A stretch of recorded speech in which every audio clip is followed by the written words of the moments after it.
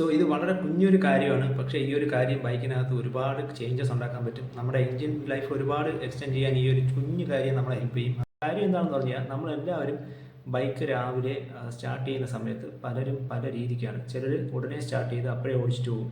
ചിലർ കുറച്ച് നേരം റൺ ചെയ്ത് എഞ്ചിൻ ഒന്ന് ഹീറ്റ് ആക്കിയിട്ട് പോകും.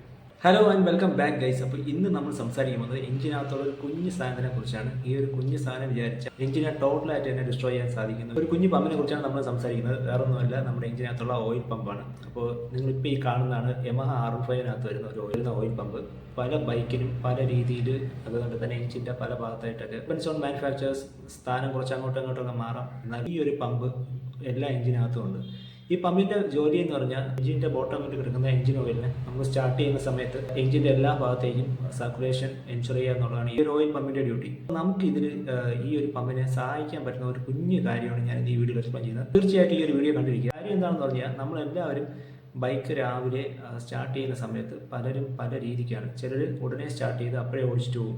ചിലർ കുറച്ച് നേരം റൺ ചെയ്ത് എഞ്ചിൻ ഒന്ന് ഹീറ്റ് ആക്കിയിട്ട് പോകും. ഇപ്പോൾ എല്ലാവർക്കും എഞ്ചിൻ രാവിലെ ഒന്ന് ഹീറ്റ് ചെയ്തിട്ടേ വണ്ടി എടുക്കാവൂ എന്നുള്ളൊരു കാര്യം പല വീഡിയോസിലൊക്കെ കണ്ട് നമുക്കൊരു ഐഡിയ ഉണ്ട്. പലരും ചെയ്യുന്ന കാര്യം എന്ന് പറഞ്ഞാൽ ബൈക്ക് സൈഡ് സ്റ്റാൻഡ് ഇട്ടിട്ട് എഞ്ചിൻ സ്റ്റാർട്ട് ചെയ്തു. അപ്പോൾ നമ്മൾ ജസ്റ്റ് റെഡിയായി വരുമ്പോഴത്തേക്കും ബൈക്ക് നല്ല ഹീറ്റായിട്ട് നിൽക്കും. അപ്പോൾ നമ്മൾ ബൈക്കിനെ ഹെൽപ്പ് ചെയ്യുന്നതെന്നുള്ളൊരു മെൻറ്റാലിറ്റിയാണ് എല്ലാവർക്കും ഉള്ളത്. കൂടുതൽ ആൾക്കാരും ഇങ്ങനെ ചെയ്യുന്ന ഞാൻ കണ്ടുള്ളത്. പക്ഷേ ഈ സൈഡ് സ്റ്റാൻഡ് ഇട്ട് എഞ്ചിൻ സ്റ്റാർട്ട് ചെയ്യുന്നത് വണ്ടിക്ക് നല്ലതാണെന്ന് നമ്മൾ എപ്പോഴും ചിന്തിക്കാറുണ്ടോ?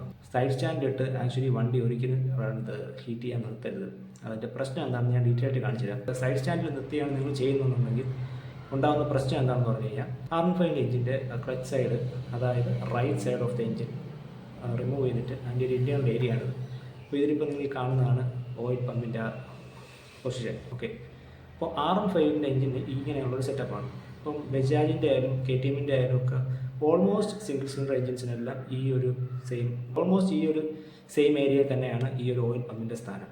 മറ്റ് പല ബ്രാൻഡിനും ചിലപ്പോൾ മാറിയിരിക്കാം. ഇതിൻ്റെ മേജർ പ്രശ്നം എന്താണെന്ന് പറഞ്ഞു കഴിഞ്ഞാൽ ഇതുപോലെയായിരിക്കും നമ്മൾ ബൈക്ക് സൈഡ് സ്റ്റാൻഡ് വയ്ക്കുമ്പോഴത്തേക്കും ബൈക്ക് നിൽക്കുന്നുണ്ടാവുക.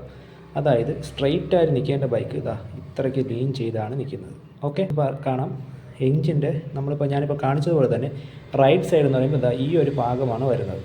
അതായത് ഓയിൽ പമ്പ് കുറച്ച് റൈറ്റ് സൈഡിലോട്ടാണ് ഇരിക്കുന്നത്. അപ്പം ബൈക്ക് ലെഫ്റ്റ് സൈഡിലോട്ട് ചരിഞ്ഞ് നിൽക്കുന്ന സമയത്ത് ഓയിൽ ബൈക്കിൻ്റെ എഞ്ചിനകത്ത് സ്ട്രെയിറ്റ് ആയിട്ട് നിൽക്കുന്നതിന് പകരം ഒരു സൈഡിലോട്ട് പോയായിരിക്കും ഓയിൽ കിടക്കുന്നുണ്ടാവും. നിങ്ങളപ്പോൾ സ്റ്റാർട്ട് ചെയ്ത് റൺ ചെയ്യും, ഓയിൽ പമ്പും സർക്കുലേറ്റ് ചെയ്യുമ്പോഴത്തേക്കും ഓയിൽ പമ്പിന് ആവശ്യമായിട്ടുള്ള ഓയിൽ ഇതുവഴി കിട്ടിയില്ലാന്നുണ്ടെങ്കിൽ എഞ്ചിൻ്റെ ഹെഡിലോട്ടുള്ള ഏരിയയും മറ്റ് പല ഭാഗങ്ങളിലും തേയ്മാനം നന്നായിട്ട് കൂടാനുള്ള ചാൻസ് വരാം.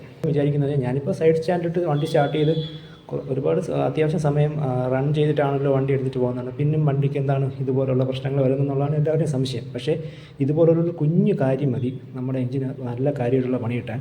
അതുകൊണ്ട് ഞാൻ ചെയ്യുന്ന പരിപാടി എന്താണെന്ന് പറഞ്ഞു കഴിഞ്ഞാൽ ജസ്റ്റ് രാവിലെ ബൈക്കിൽ കയറിയിരിക്കുക. അതാണ് ഏറ്റവും ബെറ്റർ ആയിട്ടുള്ള പരിപാടി. നമ്മൾ ബൈക്കിൽ കയറിയിരുന്ന് നമ്മൾ സ്ട്രെയിറ്റ് ആയിട്ട് നിൽക്കുമ്പോഴത്തേക്കും ബൈക്ക് സ്ട്രെയിറ്റ് ആയിട്ട് നിൽക്കും.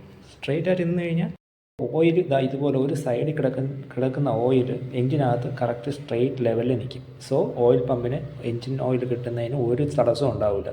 അപ്പോൾ അങ്ങനെ ചെയ്യുന്നതാണ് എപ്പോഴും എഞ്ചിന് ഏറ്റവും നല്ലത്. സോ ഇത് വളരെ കുഞ്ഞൊരു കാര്യമാണ്. പക്ഷേ ഈ ഒരു കാര്യം ബൈക്കിനകത്ത് ഒരുപാട് ചേഞ്ചസ് ഉണ്ടാക്കാൻ പറ്റും. നമ്മുടെ എഞ്ചിൻ ലൈഫ് ഒരുപാട് എക്സ്റ്റെൻഡ് ചെയ്യാൻ ഈ ഒരു കുഞ്ഞു കാര്യം നമ്മളെ ഹെൽപ്പ് ചെയ്യും. ഞാനിപ്പോൾ ഈ പറഞ്ഞതുപോലെ തന്നെ ബൈക്കിൽ കയറി വരുന്ന കുറച്ച് സമയം ഒരു 30 സെക്കൻഡ്സിന് റൺ ചെയ്യുന്നതാണ് ഏറ്റവും നല്ലത്. ഇപ്പോൾ പുതിയ ബൈക്സിൻ്റെ എഞ്ചിനൊക്കെ 30 സെക്കൻഡ്സ് വിടണമെന്നില്ല. പക്ഷേ അങ്ങനെ ചെയ്യണമെന്ന് പറഞ്ഞ് ഒരു കുഴപ്പമില്ല.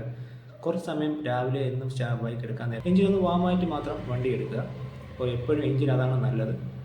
സോ ഈ ഒരു വീഡിയോ നിങ്ങൾക്ക് യൂസ്ഫുൾ ആയിട്ടുണ്ടെങ്കിൽ ജസ്റ്റ് താഴെ നിന്ന് കമൻറ്റ് ചെയ്യുക. നിങ്ങളുടെ അഭിപ്രായം എന്തായാലും ജസ്റ്റ് താഴെ നിന്ന് എഴുതുക. നമുക്ക് പിന്നെ അടുത്ത വീഡിയോയിൽ കാണാം.